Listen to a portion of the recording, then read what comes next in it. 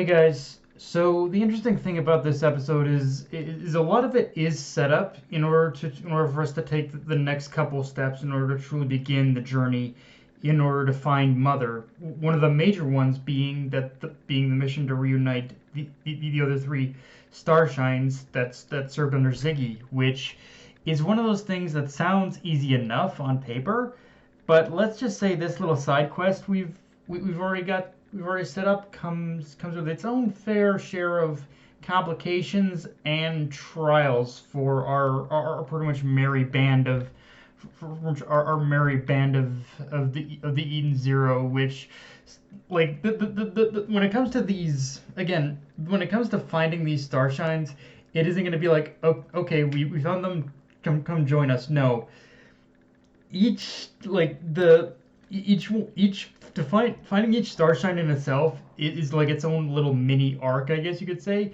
and it starts off and right now with this whole thing that's going on with pretty much with going to Gilst and finding and finding and finding Rebecca and finding like the first starshine that in itself is honestly the first the first and honestly the easiest one, frankly.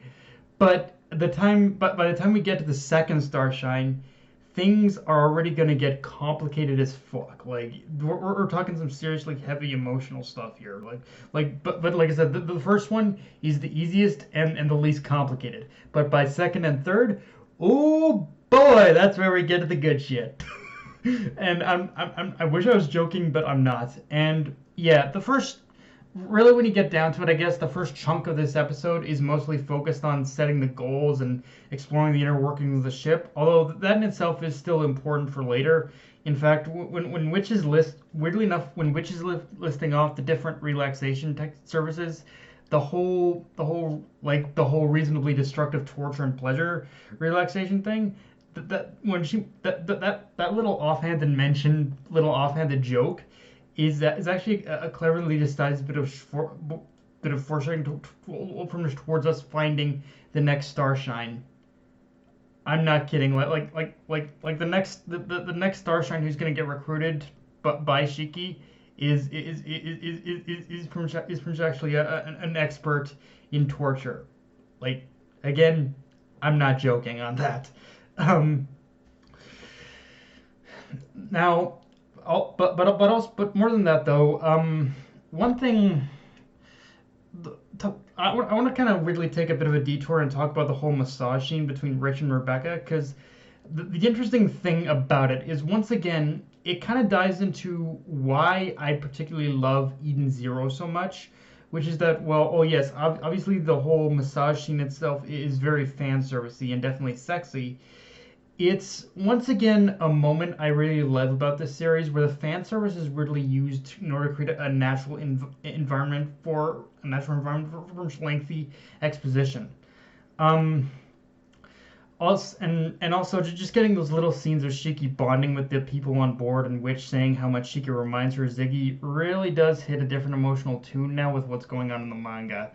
But yeah, now I'd say like the only weak part about this first chunk of the episode, honestly, is when they took that quick detour back to shooting Starlight, and pretty much every moment that Lobelia is on screen for obvious reasons I mentioned before in the previous episode, but it also quickly transitions into the next big step of this episode and arc going forward, that someone is kidnapping beekeepers, which, looking back, is frankly a lot darker than I ever gave it credit for. But gave it credit for because, as we find out, this episode we basically get introduced to the planet Gilst and the one who hired Jin and whatnot, and through that we're kind of diving straight up into elements of human trafficking, which honestly makes me wonder how much we managed to get any of what we see later on. Like what we're diving into now is like is the most vanilla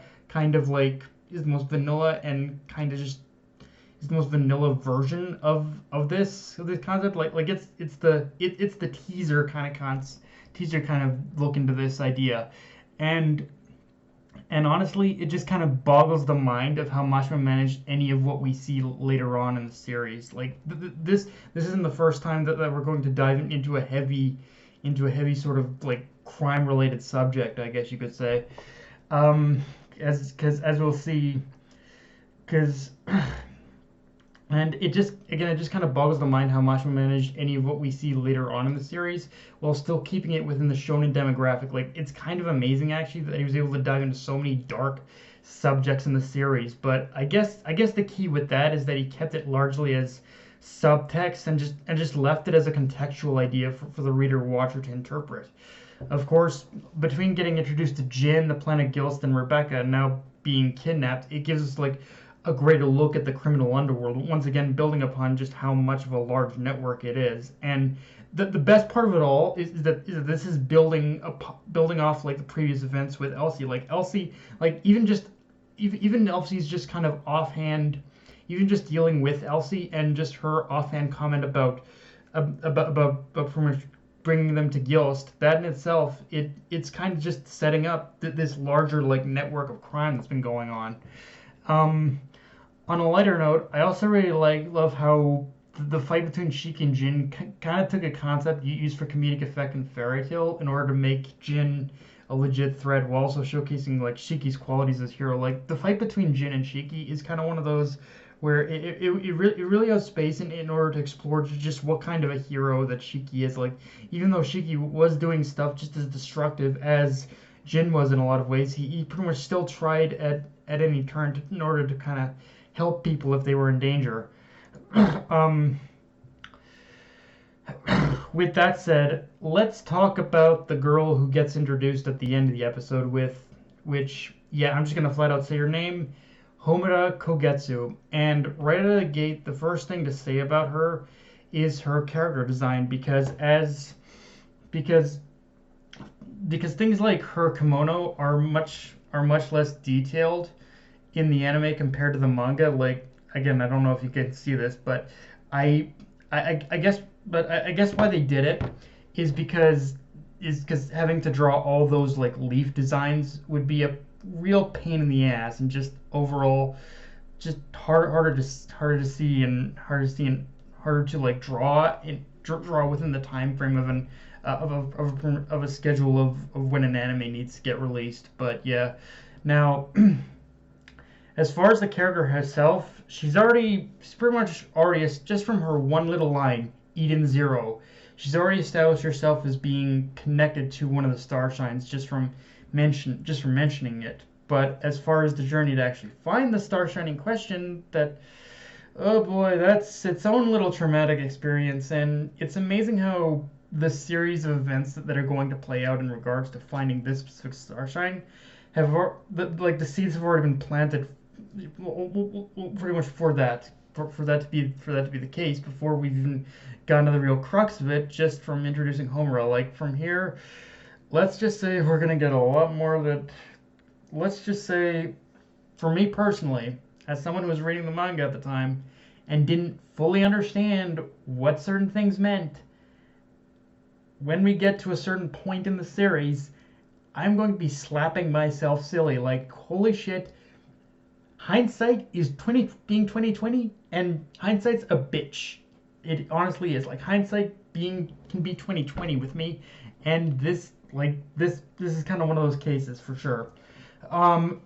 And yeah, there's not really much more to say this episode, as we largely get an overall just a very relaxed setup episode with some great action and explosive setup at the end with Rebecca being kidnapped. Now forcing them to go to Gills in order to save her. And I know most people will call episodes like this filler and whatnot, but I consider them more just breather episodes in order to set up the next objective or mission. Because one thing you'll learn about this series and going forward in general is that everything is connected in one form or another. That's the kind of the key thing.